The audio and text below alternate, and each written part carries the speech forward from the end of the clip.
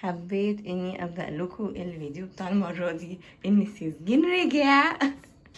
Merhaba, ben geldim. ازيكم يا حلوين؟ انا بكلمكم لاول مره من المطبخ عندي، يعني تلاقوكم اول مره هتشوفوا المطبخ دلوقتي عندي. بس انا قلت لكم انا هوريكم وهعمل لكم جوله في البيت بس اما سيزجين يجي. المهم نزلت بقى جبت شويه حاجات انا ومامي من السوبر ماركت من تحت.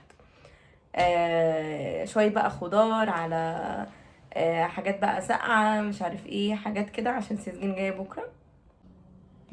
المهم بقى دلوقتي ان سيزجين جاي بكره، النهارده التلات، هو جاي بكره يوم الاربع. ف بتاع ده، فقاعده قررت ان انا اللي هعمل له اكل النهارده، لان هو ما أكل، يعني انا ما طبختلوش خالص. احنا رجعنا من شهر العسل، هو سافر على طول للجيش، فما عملتلوش اي اكل. فدلوقتي بقى هعمل له الاكله المفضله في حياته كلها، يعني في حياه سيزجين كلها دي الاكله الوحيده اللي هو بيحبها. اسمها كارنيارك. دي أكلة تركي، عبارة عن بتنجان بيبقى مفتوح كده في صينية من الفرن يعني، وجوه لحمة مفرومة. فهعمله بقى دلوقتي وهقول لكم بيتعمل ازاي، يعني هقول لكم بقى الوصفة بتاعته. اول حاجة قبل ما اعمل اللحمة المفرومة ببشر لها جزراية. مامي قالت لي انها بتدي طعم حلو قوي، وقلت ايه بتدي كمية. طبعا بتدي تسكيره حلوه منها الجزر، وبتدي منها طعم انها حلو أوي. بتدي كمية، ومنها انها بتدي طعم حلو قوي في اللحمة. فالاول بنبشر جزراية. كده بتصوري؟ ايوه كده بصورك حضرتك. مش المفروض حد يتكلم يقول لها انت قلت لي صوري يا مامي، قامت مامي مصوره. قلت لمامي تصورني علشان بعمل الجزر ده. المهم بقى ان ده اول مره هبقى يعتبر بستعمل الحاجات اللي انا اشتريتها، فدلوقتي انا بكتشف معاكم الحاجات اللي انا اشتريتها. ايوه وانا فرحانه قوي قوي. ليه؟ عشان انت بتبتدي تستعملي الحاجات اللي انا اشتريتها انا كمان. الحاجات اللي يعني دي مثلا اول حاجه. ايوه اللي هي فاكره يوم ما نزلت اجري الساعه 9 الصبح عشان اجيبها لك المبشره اللي دي. هي بتاعه المبشره. المبشره دي ولسه بقى هستعمل دلوقتي الحلل والطاسات هتشوفوا. يعني ده فيديو قيم دي جدا. بتعمل بروفة ست بيت. ده فيديو قيم جدا. ايوه وانا قاعده مش هعمل اي دي حاجه. مش مهمه طبعا. اعملي حسابي، لا دي مهمه، كل دي انا هتاكليها. لا دي مش عاجباني. لا يا امي لا مش عاجباكي، لا يا نادين حرام يا ماما. لا يا ماما كنت ماسكه قلم. ده مش قلم، ده هيبقى فيديو فضيحه. يا دي الفضايح كده اسهل على فكره. يا دي الفضايح، ماليش دعوه يا جماعه والله. هتبشري ايديك يا نادين، انا مش هساعدك، انا مش هعمل معاكي اي حاجه.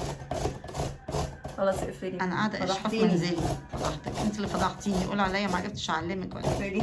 عارفه الحاجه. ايوه بصوا بقى لسه جايبين دلوقتي، مامي قالت لي عايزه حاجه ساقعه. فجبنا اختراع، وريهولي كده عشان ليمون بالنعناع. ولودا ديت ماركه انا بحبها جدا، بتعمل ليمون او ليمونات عامه، بس المره دي بقى بتعمل نعناع. انا اول مره ادوقها بس يعني انا متوسمه فيها خير. حطي لي في باربي لو سمحتي. حطي لك في باربي بس عليكي عشان انتي صغيره، اطفال ما يشربوش كتير. كده حلو. حلوه.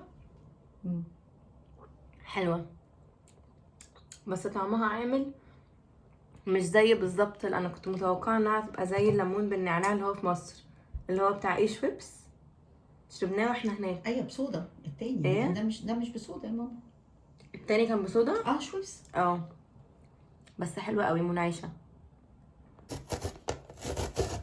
طبعا انا سبت المامي دول طبعا. بصي بقى تقعدي تسيسيها كده فاهمه، وتجيبيها كده من جوانبها وقاعده كده. شايفه طلعنا قد ايه يا شيخه؟ شايفه طلعنا قد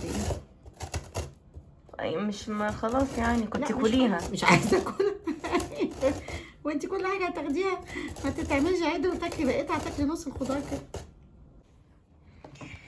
المهم بقى دلوقتي خلصنا كده الجزر. هنعمل بقى البصل دلوقتي. بصوا بقى دلوقتي فرمنا بصل وحطيت بتاع ده الجزر اللي احنا بشرناه. هنحط عليه شويه زيت. مامي دلوقتي حالا كانت بتقول لي مليتي الازايز دي ولا لا. الازايز دي كانت عندنا يعني بتاعت زيت، كانت مامي جايباهم لي. عارفه بقى ليه غلسين؟ هقول لك دلوقتي معاهم. علشان الفتحه بتاعتهم هنا غلسه قوي، يعني بتلزق، فلما باجي افتح دي الحته دي كمان بتطلع، فاهمه؟ يعني ممكن تكب من تحت؟ لا يعني مش بتفتحي كده على طول، لما بتيجي تفتحي الحته دي بتلاقي دي كمان اتشالت. بس هو كان ضعيفه. هما كان شكلهم حلو. ضعيفه، بس هي حلوه بصراحه، يعني يعني اقتصاديه قوي، بتخليكم تتحكموا في الزيت ان انتوا انا مش قلت بتحطوا. لك واحده زيت زيتون وواحده زيت عادي وخل عادي وخل تفاح؟ انا طبعا بحط كده كتير، هو مش كتير، كفاية. هو مش كتير، انا بس بحط كده عشان هي بتنزل قليل قوي. كفايه. هيبقى مقلي. صح ماشي، بس هو ما نزلش كتير برضه. وقفلتها كويسه، يعني بقفل على طول، بس الفكره في الفتح بقى، لازم بتمسكي الحته دي علشان تفتحي الحته، لازم بالايد الاتنين، فاهمه؟ فغلست عليا شويه. هنحط معلقه فلفل اسود. ايوه لا انا عارفه المقادير دي، معلقه فلفل اسود ومعلقه تانية. مش يا جماعه على مؤاخذه لسه ما حطيتش المعالق. معلقتين حلوين كده. لا دي طلعت قليله، مش عارفه اقول لك. بص انا حطيت بقى التوابل في البرطمانات دي اللي هي بتوقف كده، حطيت فيها كل الحاجات ما عدا الفلفل عشان اخلص من الكيس كله، حطيته في اللي هما العلب الفاكيوم دي. فحاطه التوابل بالطريقه دي، يعني كله في نفس البرطمانات دي اللي هي المقلوبه. بعد الملح والفلفل قلبت كده شويه وهسيبه بقى يدبل مع نفسه، علشان لما يدبل يتحط له البتاع.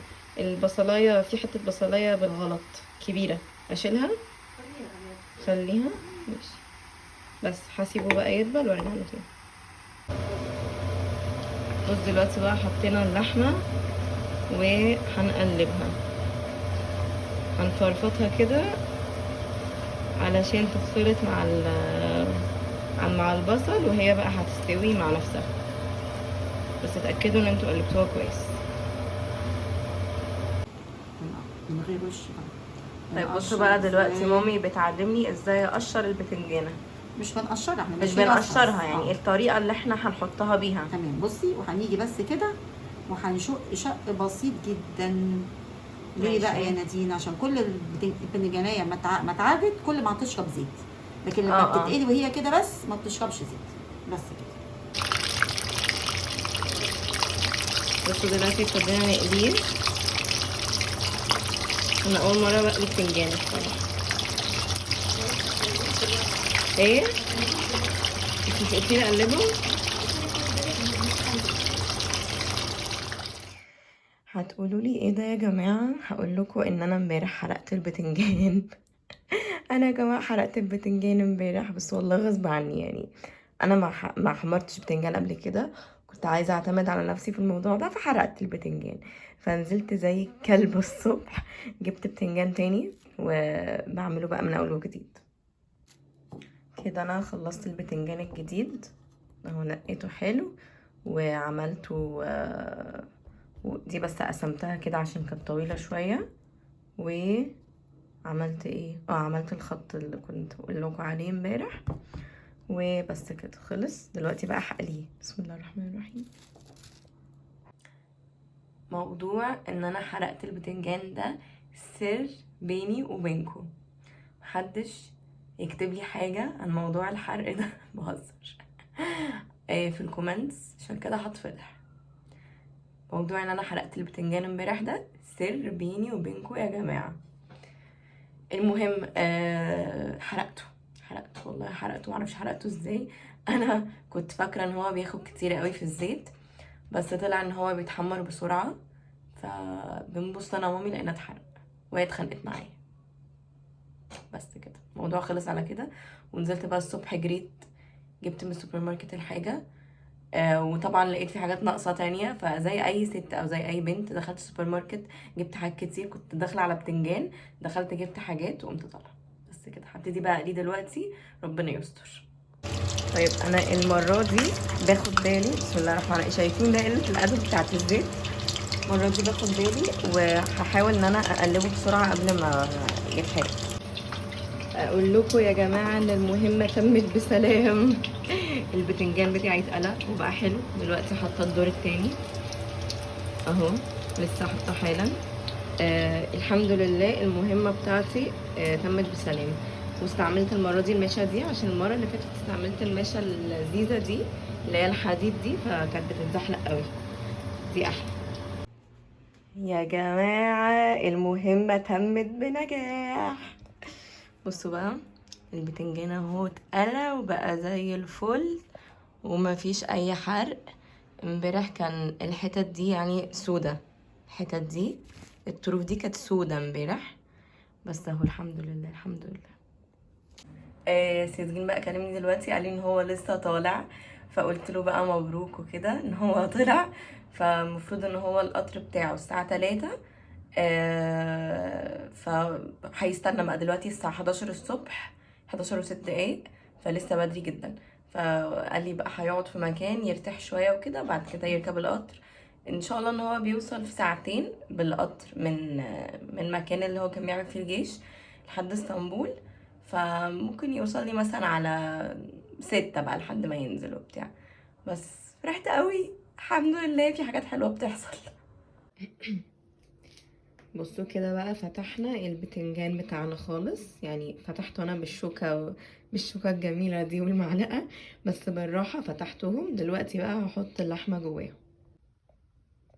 بصوا بقى كده، حطينا فيها اللحمة المفرومة وهنبتدي نعمل الصوص. هو فضل عندي انا شوية لحمة مفرومة، بس انا حطيتهم في طبق تاني، يعني كنت عاملة لحمة زيادة. ده الصوص اللي هو المية اللي نزلت من اللحمة، او اللي انا زودتها شوية على اللحمة علشان تعمل لنا تساعدنا في الصوص. هنزود عليها ايه؟ كوباية مية. هعمل كوباية دلوقتي، كوباية مية، صلصة، ملح، بابريكا، وفلفل اسود. معلقتين مثلا صغيرين، معلقة اللي هي المعلقة الشكل ده، هوريكم دلوقتي. المعلقة الصغيرة دي معلقتين ملح، وزيها معلقة بابريكا، وزيها معلقة فلفل، ومعلقة ونص كبار صلصة. اهو كده بقى انا حطيت الحاجات اللي قلتلكوا عليها وبقلبها على النار عشان بس تسخن شوية والصلصة تستوي. وبعد كده نبتدي بقى نحط الصوص ده على كل بتنجانية بالراحة، والباقي هيتدلق في الصينية.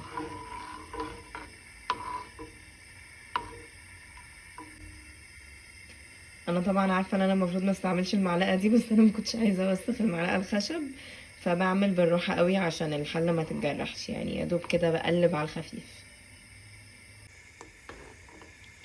وكده الصوص يكون خلص اهو، ابتدى يغلي، فهحط فيه عليه وابتدي احطه على اللحمه.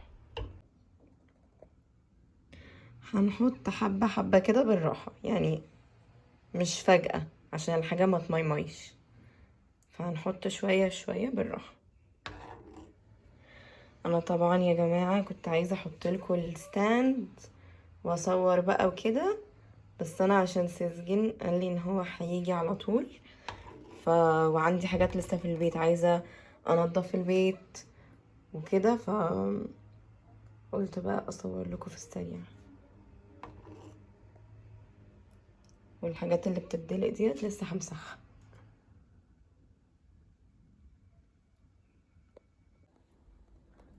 دخلته كده ايه في النص، في الرف اللي في النص، وهقفل. هنفتحه على 180 لان انا عندي الفرن سخن شويه، وهفتحه من الناحيتين، يعني يبقى من فوق ومن تحت كده. هو ابتدى يشتغل. ودي النتيجة بتاعتنا يا جماعة. قعد في الفرن 40 دقيقة، وفتحت له الشواية 10 دقايق علشان الوش يتعمل. بس كده، يعني كنت قفلت وفتحت من فوق بس اللي هي الشواية. ودي النتيجة. حطيت قبل ما افتح الشواية حطيت شوية شرايح طماطم كده زيادة، فهم دول اللي قعدوا 10 دقايق لحد ما يتبلوا يعني. بس ودي النتيجة. ودقت الصوص كان طعمه حلو.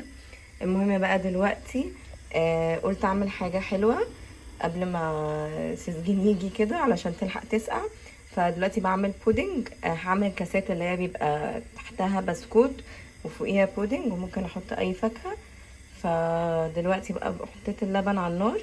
المفروض ان انا بحط الباكت وبفضل اقلب لحد ما اللبن يغلي وكده، بس مامي معلماني تركايه كده ان انا احط اللبن يغلي، وفي الكوبايه اللي فيها اللبن هحط نص الكيس عشان مش عايزه اعمل الكيس كله.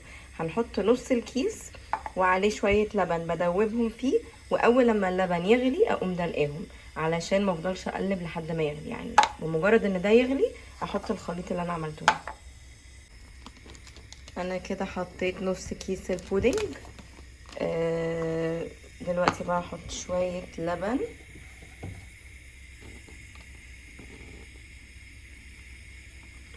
بس كده هدوبهم فيه. كده انا قلبت الخليط بتاع البودنج. اول لما اللبن يغلي هقوم دلقه الخليط عليه. دلوقتي بقى حطيت الخليط وبقلب طبعا بسرعه. شفتوا والله كده اسرع بكتير، والا كنا هنفضل نقلب حبه كتيره يعني لحد بقى ما البتاع يتقل. دلوقتي احسن. اخيرا يا جماعه خلصت الاكل. بتنجان خلص. عملت رز بالبتاعه دي. يعني بعد ما قفلت على الرز حطيت دي علشان الرز يستوي حلو. فبتحطوها على الغطا بعد ما الرز بيشرب ميته، وبتقفلوا النار وبتسيبوه بقى يستوي وبقى حلو خالص. البتنجان تحت.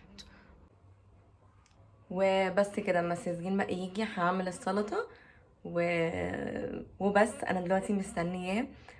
خدت كده دش سريع وظبطت نفسي الحمد لله، رجعت نضيفه تاني. وبس كده نضفت بقى البيت. انا كل دوت انا كنت بعمله وانا بنضف البيت وجهزت كل حاجه، وكان عندي شغلي فكنت بشتغل كمان. وبما ان خلاص سيزجين يعتبر جه، يعني خلاص هو في الطريق.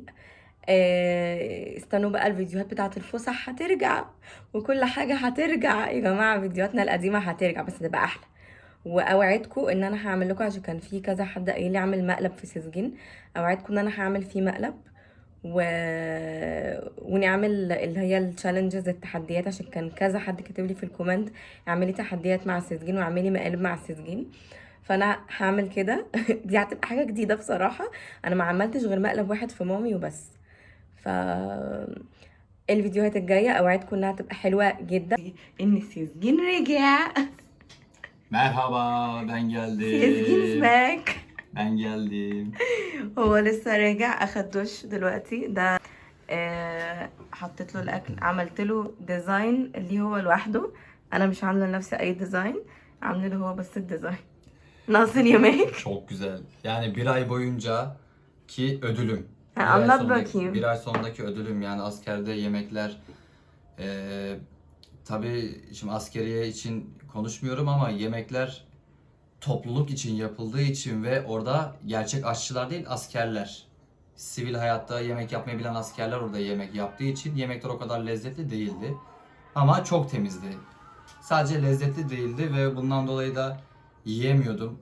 Sadece bir ay boyunca tost, hamburger, sandviç vesaire şeyler yedim. Yani gerçek bir ev yemeğini çok özledim. Ha. Yani belli bir süre dışarıda yemek yemeyeceğiz. Dışarıda yemeğe karşıyız artık. Sağlıklı besleneceğiz. Ev yemeği. Başıma gelecek. Ne yapalım artık hasta oluyoruz. Hastalandım gerçekten. Yani sürekli hazır yemek yiye yiye yani fast food yiye yiye gerçekten rahatsızlandım. Artık Olebes bal yemek yiyemiyordum. Pijamalarını da giydin. Aynen pijamam. Askeri pijamamdan kurtuldum. Tamam hadi yemeğini ye. Bak yoğurt, pilav, karın ne? Adı neydi? Karnıyarık. Karnıyarık. Karnıyarık, he. Karın diyecektim. Karnıyarık salata da yaptım sana. Ellerine sağlık. Hadi yiyelim. Hadi yiyelim canım. صباح الخير يا حلوين. النهاردة تاني يوم. حضرت الفطار، عملت بطاطس سوسيس وحاجات حلوة. دي جبنة مامة سيزجين وبابا جايبينها من البلد عند بابا سيزجين. المفروض ان دي بتبقى الجبنه، فاكرين الجبنه اللي هي زي اللي قلت لكم في مصر مسمينها مشلشله حاجه كده، بس دي فيها تحسوا انها شبه الريكفورد كده، يعني فيها حتت خضرا، فدي طعمها حلو قوي. انا ما كنتش بحبها بس حبيتها بصراحه لانها طعمها شبه الريكفورد بالظبط. ودي مربى بطيخ مامي اللي عاملاها، جابت لي منها، معرفش بقى انتوا تعرفوها كلكم ولا لا. وده سيزجن. سيزجن günaydın Good canım. morning. Hadi komutanın çağırıyor hadi. Şşş, aman, duymasın. Komutanın çağırıyor hadi. No. Duymasın aman. Hadi yiyelim. Ben askerlik boyunca hastaydım. دلوقتي بقى بالليل قلت لسيزجين تغيير مود كده انزله المول شويه علشان عايزين نجيب سان بلوك، عايزين نجيب كريم بتاع الشمس عشان هنروح مكان هقول لكم عليه بس مش دلوقتي. المهم احنا بنحضر نفسنا يعني، فعايزين نجيب كريم وباشكا نبقى جاكسون بيجاما değil mi؟ Pijama bakacağız. وهنشوف بيجاما لسيزجين عشان عايز يجيب بيجاما شورت كده، فهنشوف بيجاما. يا جماعه شكله غريب قوي وهو من غير دقن.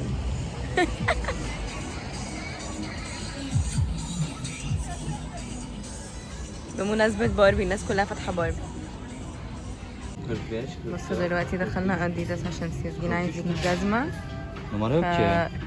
في الاوزبيجو دي عجبتني قوي ب 2400 بس هو مش لاقي مقاسه. Yok biliyorum zaten söyledim ya sana yok diye. بس هو قاس الجزمة دي دلوقتي موديل اسمه اوزاليا، يعني هو مش اوزويجو هو اوزاليا مختلف. اول مرة اشوفه بصراحة، حلوة قوي يعني لايقة على سيزجين عجباني، وب 2400 برضه بنفس السعر 2400 ليرة. ايه رأيكم؟ ما بين دي بنفضل ما بين دي الاوزبيجو زي بتاعتي ودي، وفي منها هو ده اللون اللي سيزجين لابسه دلوقتي، وفي منها اللون ده كمان، دي كمان عجباني قوي بس فاتحة. سيزجين هيبوظها في نو تايم يعني. bakayım. Çok yumuşak. Bak buz taban. Ama buzlar hemen bozuluyor ya. Ama rahat. Konforlu bak. مش عارفة، انا بحس ان البوست دي بتبوظ بسرعة. şimdi ne? Ne seçeceğim? Güzel de numara yok. Nike'a da bakarız ya. Tamam. Nike istiyorum bu sefer. ماشي نشوف نايك.